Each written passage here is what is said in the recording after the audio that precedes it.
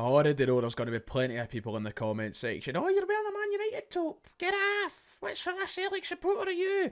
It's a football top.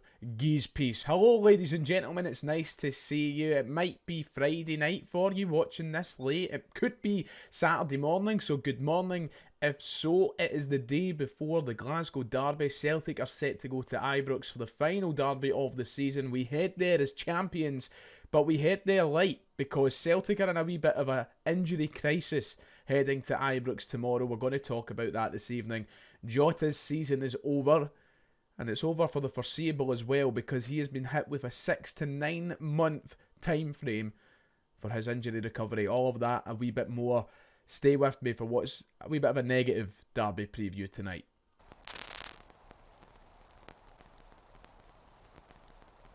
If you haven't already, please make sure to go down below, hit like and subscribe. It would be much appreciated. We are almost at 49.2 thousand subscribers already, which means we're just around 800 subs away from the big 50k. Go down below, hit those buttons. We have a lot to go through. I don't want to keep you here too long. I want you to enjoy your weekend. So let's run through the news, shall we? The news that crippled Celtic fans on Friday afternoon. Here was the sort of headlines you would have seen yesterday afternoon following Brendan Rodgers' press conference, that we face a major Rangers injury sweat as 4 key players were spotted missing from training. Early reports in the day suggested that Celtic were missing certain players, including Dyson Maeda and Nicholas Coon, in training at Lennoxtown, which got Celtic fans nervously waiting for Brendan Rodgers' press conference, where he sadly confirmed all of our worst fears. He sat down to tell us that yes, there is a bit of an injury crisis at Celtic. I don't know what they've done after Tannadice at the weekend. I don't know if they went cage fighting at celebrations, but we have a wee bit of an injury problem heading to Ibrox. We're going to go through all of them very, very quickly. I think we should start with Jota because that is the big one. Because Jota, who just signed back for Celtic in the January transfer window and just started looking like he was hitting a wee bit of form as well these last couple of weeks, has been ruled out for up to 9 months. That's right, 9 months. We heard that it was a bad one that he took at Tannadice, that his season was probably over, that he'd maybe be back for the start of next season. Well, Brendan Rodgers has slapped an exact time frame on the injury, and it's one that is going to break the hearts of many Celtic supporters. Here was his exact words in his press conference this afternoon, saying it didn't look as bad at the time, but when he had the scan, it looks as though he'll probably be out for 6 to 9 months. So he's done his cruciate and a little bit of other damage in there. He's quite upbeat and philosophical about it. So it's a shame. I'm genuinely devastated by this. When I seen the quotes come out this afternoon from the press conference and when I heard what Brendan Rodgers said about it, it broke my heart a wee bit because Jota is somebody who we all love. We were so excited to have back, and to see him struck down with a major injury, I think concerning his ACL and those cruciate ligaments in his knee. It's not good. They're the worst kind of injuries to get, and it's going to keep him out for a while. So Brendan Rodgers saying 6 to 9 months. I'm hoping it is more towards the side of 6 rather than 9, but nonetheless, we are not going to see him for a while.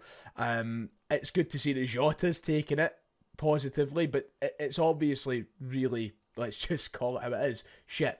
So it's raising a few different topics of conversation, this one, because now ultimately we need to replace Jota for the start of next season. We don't know how we're going to do that. Will it be a permanent signing? Will we bring in somebody on loan just to get us through till November, December time when Jota might return with an optimistic look on things? That's going to be a big question, but Brendan Rodgers did address that in his press conference. He was asked about how important it is now to add to the forward line in this window, and he said we'll definitely have to go into the market. Of that there is no doubt. That was always going to be the case anyway. You're always looking to improve your front line, but there is no doubt that this news really shines a light to that area of the field for us. So Brendan Rodgers not hiding from the fact that there was still plans to improve the forward line, but now maybe another winger is a top priority heading into this window. I think realistically that there's a way that you could come out of the summer window fairly positive, even with Jota injured, as long as Celtic do the right things. So let's just picture this for a moment. You have Adam Ida and you sign your new striker, whether that's Matthias Kvistgaarden or someone else. That's you got two top strikers in there. You go over to the left wing, you've got Dyson Maeda, and you sign Michel-Ange Balak-Wisha from Antwerp. You've got two top left wingers there. And then on the right hand side, well, you've got Nicholas Coon already if you keep a hold of him in this transfer window. And then you've got James Forrest and Yang with Jota set to return. I think if we go out in this summer window and sign Balak-Wisha and Kvistgaarden, or at least two players of the same sort of calibre, you could say, that we don't need to stress too much about the Jota injury. There's no really any positives to this. There's no way to spin it. I don't want Jota to be out for any length of time, never mind 6 to 9 months. But it's probably happened at the best time it possibly could. It might actually help the Celtic board realise and recognise they have to back Rodgers heavily again in this window. I think if you end the window with, as I said, the depth there, it doesn't have to be Balak-Wisha and Kvistgaarden in particular. It doesn't have to be those two players, but they're two of the players we've heard about a lot over the past year. So just say it's they two. I think that you come out the window looking really strong with Jota then set to return. You've got Jota and Coon as your first choice right wingers. You've got Ida and Kvistgaarden as your first choice strikers. And you've got Maeda and Balak-Wisha as your first choice left wingers.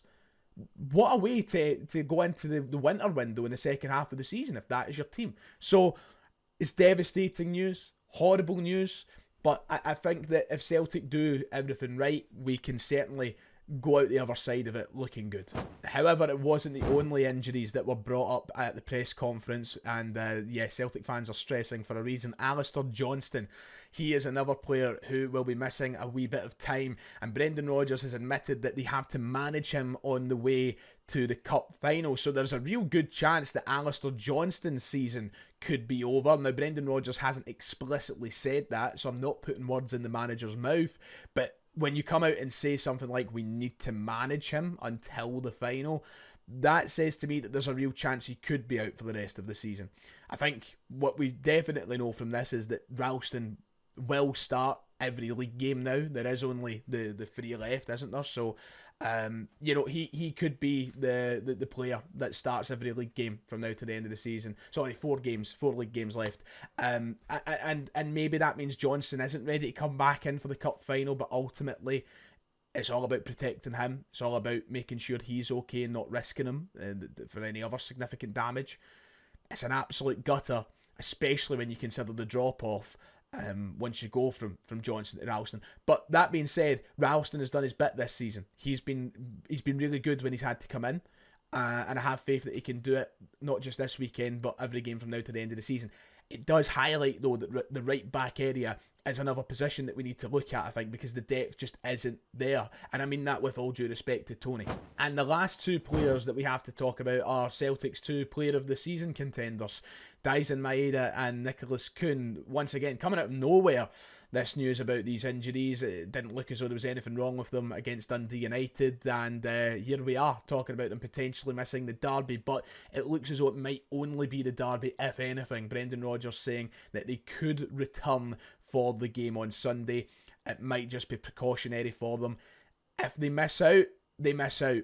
It just so happens it has to be Rangers at Ibrox this weekend. If it was any other week, if it was, I don't know, St Mirren at Celtic Park, I think we'd have been able to go, right, we could get by this. But it's Rangers at Ibrox, which brings a level of panic and concern. They aren't going to be out for a significant amount of time, which is, I suppose, the good news to take from this. They could return for Sunday, but it does raise the headache of what will be the front three. So here is my altered starting 11 prediction for Sunday. We obviously spoke in the podcast about a starting 11 that looked pretty dead on. Well, that whole narrative has changed. There is nothing dead on about the starting 11 on Sunday now. In fact, I've still got Coon and Maeda in here out of hope more than anything. But if you look below them, you'll see that I have Forrest and Yang down there because there's a real chance that it will be them that start. I think that the rest of the team does pick itself now. I don't think there's very many options. Ralston's going to come in for Johnston. That's all but certain. And then the rest of the team are fine as we know it. So it's the front three where all the conversations start. That's where we really need to start thinking what could happen and what's the best option.